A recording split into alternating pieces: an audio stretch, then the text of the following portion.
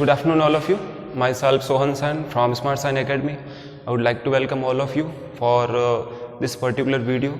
I hope that all of you observe this particular video and gain the knowledge whatever you have been understood by me. So सबसे पहले मैं आपको ये बताना चाहूँगा कि as you know that in the last period we discussed about the changes of tenses that take place in reported speech.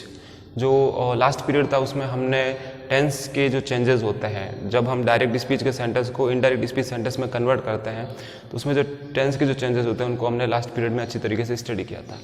But in today's class we will study about the second change, और ये second change इसका नाम होता है the change of pronoun.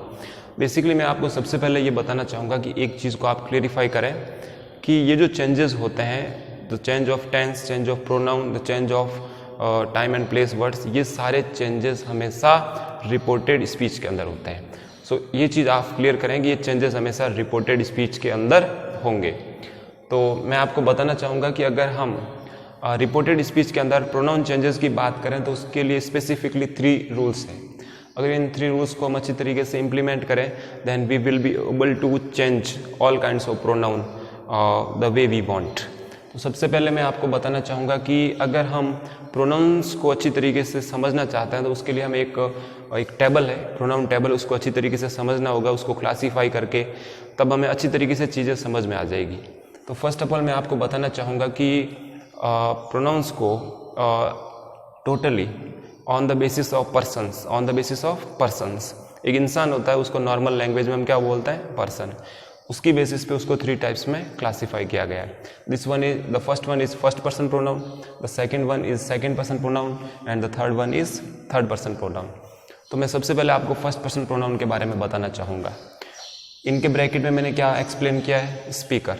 It means that the first person pronoun are also known as speaker, यानी जो speaker लोग होते हैं. फॉर एग्जाम्पल अभी मैं एक अकेला स्पीकर हूँ तो मैं अपने लिए कौन सा प्रोनाउन यूज़ करूँगा, आई. ओके, मैं क्या बोलूँगा, I. And on the other hand if we talk about 2 or more speakers then वो लोग कौन से प्रोनाउन को यूज़ करेंगे, they will use the pronoun we. So overall in this category of first person pronoun there are 2 pronouns. Okay, उसके बाद में आप देख पा रहे हैं कि बेसिकली मैंने यहाँ पे इन सभी प्रोनाउंस के कुछ केसेस ऐड किए हैं जो बेसिकली इनके डिफरेंट काइंड ऑफ यूज़ होते हैं सेंटेंसेस के अंदर. तो सबसे पहले आप देख पा रहे हैं सब्जेक्टिव केस को मैंने मेंशन किया है. सो आई एंड वी ये दोनों सब्जेक्टिव केस के फर्स्ट पर्सन प्रोनाउन है. अब हम बात करना चाहते हैं कि अगर हम आई और वी इन दोनों प्रोनाउंस की बात करें तो बेसिकली इनका आई का ऑब्जेक्टिव केस क्या रहेगा, मी, और वी का ऑब्जेक्टिव केस क्या रहेगा, अस. अगर हमें इन दोनों वर्ड्स के लिए इनका हिंदी मीनिंग भी रहता है, जैसे आई का हिंदी मीनिंग है मैं और वी का हिंदी मीनिंग है हम. अगर ये वर्ड्स सब्जेक्ट को रिफ़र करेंगे तब हमें इन वर्ड्स को यूज़ करना है, आई एंड वी को. अगर यही वर्ड ऑब्जेक्ट को रिफ़र करे तो हमें मी एंड अस को यूज़ करना है. फिर हम बात करेंगे third number positive case. Positive case का हिंदी मीनिंग में बता देता हूँ, संबंध होता है. It means relation. रिलेशन बताने के लिए आई शब्द क्या यूज़ करता है, मैं यूज़ करूँगा मेरा, मेरी, मेरे. सो बेसिकली वर्ड क्या हो गया, माई. उसी तरीके से जो वर्ड है वी वो रिलेशन दिखाने के लिए, पोजीशन दिखाने के लिए क्या शो करेगा, वो सपोज करेगा जो है कौन सा वर्ड बताएगा, वो बोलेगा हमारा, हमारी, हमारे. तो आप समझ सकते हैं उनके लिए पॉजिटिव जो वर्ड काउंट करेगा पोजीशन के लिए होगा अवर. अब मैं आपको बता दूंगा कि यहाँ पे इनकी 2 कैटेगरीज हैं जैसे कि आप देख पा रहे हो. तो यहाँ पे फर्स्ट में मैंने बताया है कि जब भी माई और अवर यूज होंगे तो उनके साथ में एक नाउन होगा. तो इस वाली कैटेगरी को हम बोलते हैं पॉजिटिव एडजेक्टिव. और दूसरी वाली कैटेगरी में एक सिंगल वर्ड है जिसमें मैंने यूज़ किया है जिसे हम बोलते हैं पॉजिटिव प्रोनाउन.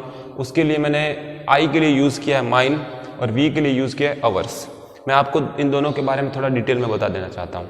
जैसे for example this is my pen, this is my pen. तो इसमें अभी मैं किस चीज़ का यूज़ कर रहा हूँ, पॉजिटिव एडजेक्टिव का, दिस इज़ माई पेन.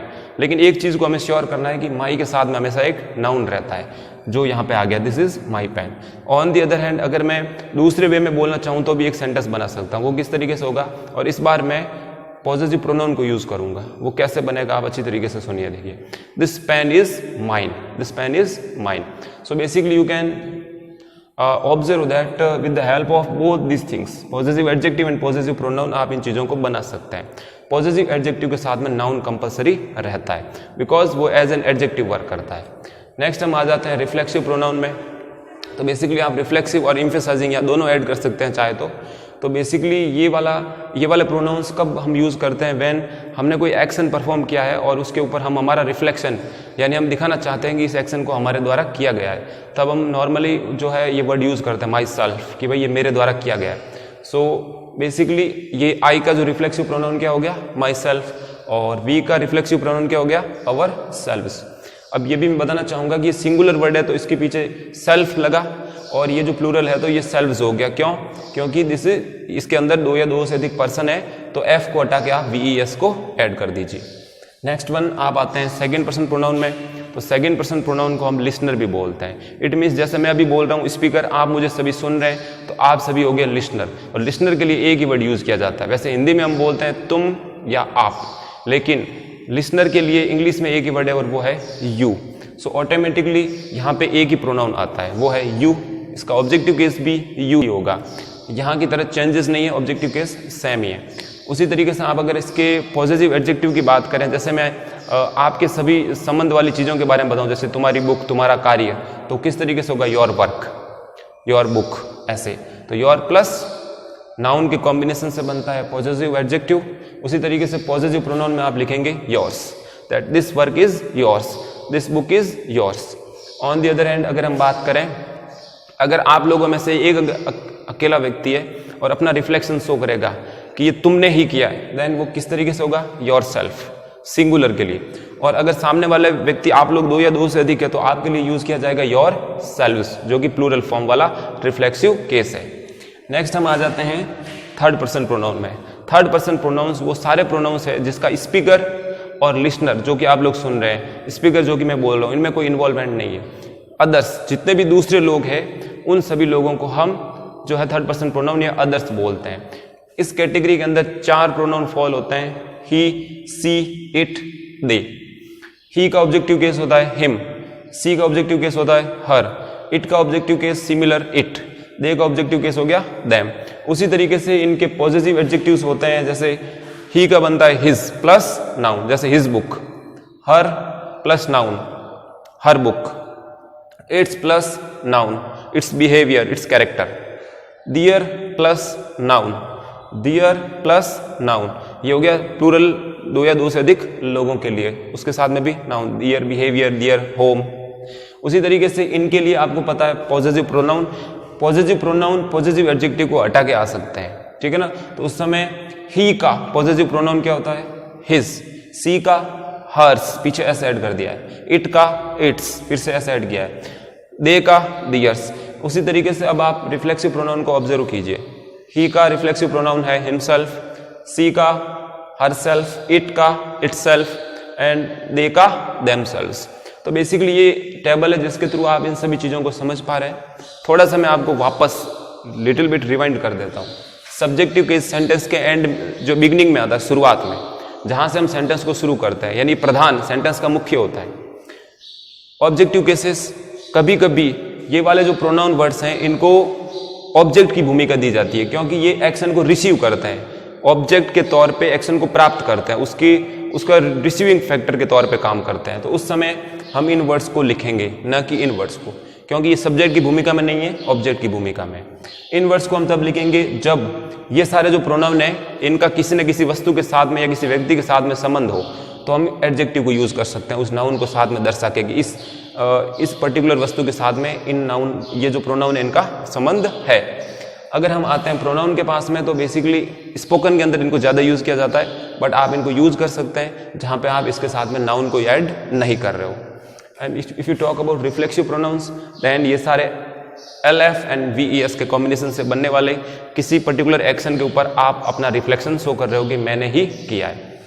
अब मैं आपको ये तीनों रूल्स एक्सप्लेन कर देता हूँ। ये जो तीनों रूल्स हैं कि किस तरीके से बेसिकली जो नरेशंस के अंदर है, प्रोनाउन चेंज के लिए 3 रूल्स काउंट करते हैं।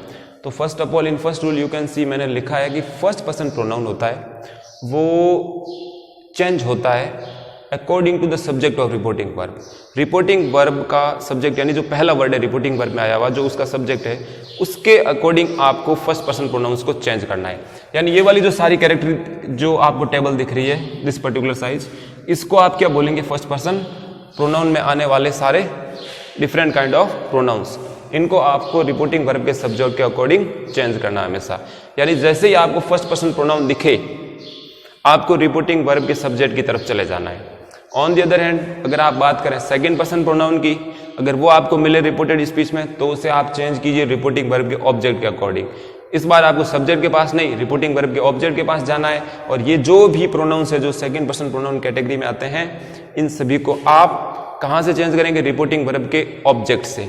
चेंज कंपलसरी होंगे, ये चीज आप कंफर्म कर लीजिए। First person pronoun and second person pronoun हमेशा चेंज होते हैं। फर्स्ट पर्सन प्रोनाउन सब्जेक्ट के अकॉर्डिंग चेंज होगा, सब्जेक्ट के अकॉर्डिंग उन वर्ड्स को चेंज कर दीजिए। सेकंड पर्सन प्रोनाउन जो रिपोर्टिंग वर्ब उसकी ऑब्जेक्ट के अकॉर्डिंग चेंज होगा। And the rule number third person pronouns, ये वाले अगर कभी भी रिपोर्टेड स्पीच में आते हैं थर्ड पर्सन प्रोनाउन तो इनको आपको चेंज नहीं करना, they don't have any change in them. So इसके लिए एक फॉर्मूला भी है, उसको आप अच्छी तरीके से लर्न कर सकते हैं। फॉर्मूला इस तरीके से है, सन अपॉन 1 2 3। इट मीन्स अगर फर्स्ट पर्सन प्रोनाउन आएगा तो रिपोर्टिंग वर्ब के सब्जेक्ट के अकॉर्डिंग चेंज होगा, अगर सेकंड पर्सन प्रोनाउन आएगा तो रिपोर्टिंग वर्ब के ऑब्जेक्ट के अकॉर्डिंग चेंज होगा, अगर थर्ड पर्सन प्रोनाउन आएगा तो वो नो चेंज रहेगा, उसमें चेंज नहीं होगा। आप इन सारी चीज़ों को ऑब्जर्व करके प्रोनाउंस को भी अच्छी तरीके से डिटेल में समझ सकते हैं, उनके डिफरेंट वेज केसेस प्रोनाउंस के बारे में जान सकते हैं। ऑन द अदर हैंड आप इसके साथ में ये भी इन रूल्स को भी अच्छी तरीके से क्लियरिफाई कर सकते हैं। Hopefully you have cleared all your confusions. Thank you for watching. Thank you so much.